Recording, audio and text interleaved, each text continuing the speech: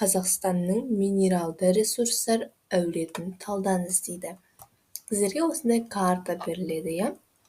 Енді назар аударсаңыздар, әрбір мысалы темір кенінің, тас көмірдің, иә, алюминий кендерінің әрбірінің өз белгіленуі бар екен, иә?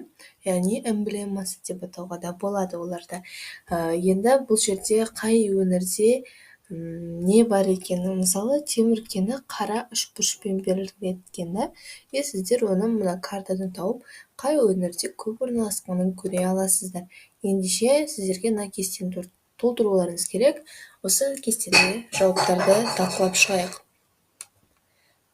Бірінші, мына жерде минералды ресурстарды пайдалануына байланысты топтаңыз дейді. 3 топқа біз топтаған болатынбыз. Минералды ресурстарды құрлықта пайдалануына байланысты, және де минералды